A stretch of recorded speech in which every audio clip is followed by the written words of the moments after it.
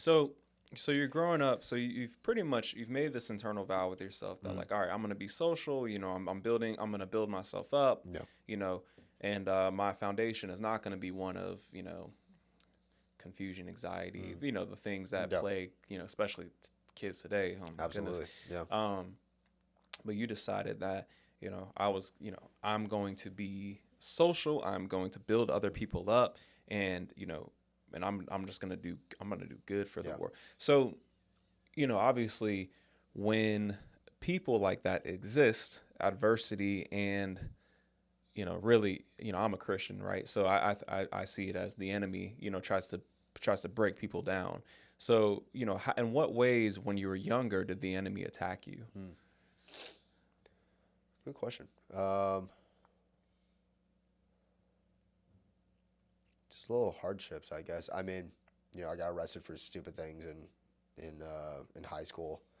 It's like selling weed and stuff like that. It's just like just dumb things you do in high school. Yeah. So things like that, and then Dang, son, you a criminal?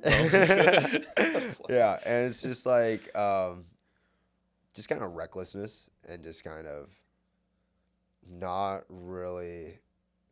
When you're a young youth, you just think you're invincible.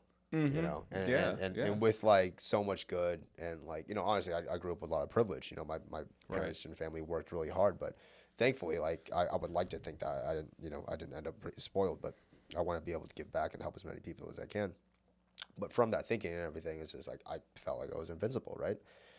Just do whatever I want, and until it's just like when I was at spring break, we got in trouble. I wasn't even at the house, but like the condo found out that my friend's mom wasn't actually there when they were running it out, and then the cop came, and then they smelled weed and alcohol and stuff like that. And I was like, I'm not even staying here, but I still got arrested. So Oh, I see. Okay. yeah. I see. Yeah. So yeah, and so just like kind of instances of like failures, and especially when I was in college, when I really witnessed like failures or just like self doubt or just again the loneliness.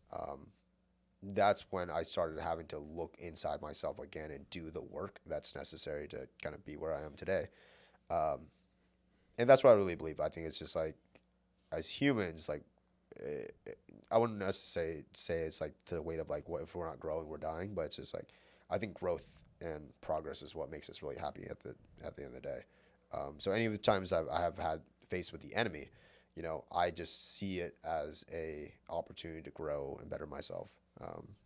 So I can overcome that and be the person that can overcome that. Isn't it interesting how alone are our actions that don't do sin, right?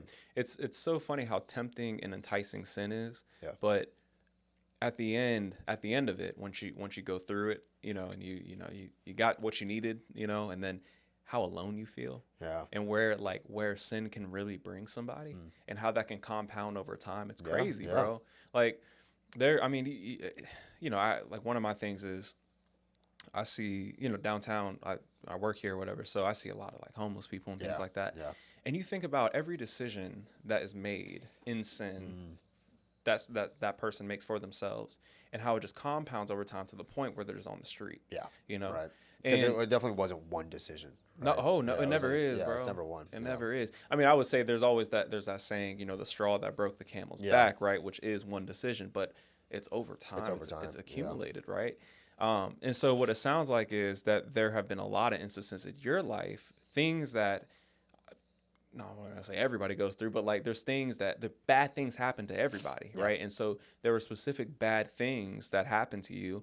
And tell me about your mindset once it happens and you're on the other side of it, right? And then this what Satan does, he brings guilt and shame and all these things that when you believe in Jesus, like you don't need any of that stuff, right? So like what happened to you once you got out on the other side of sin, essentially?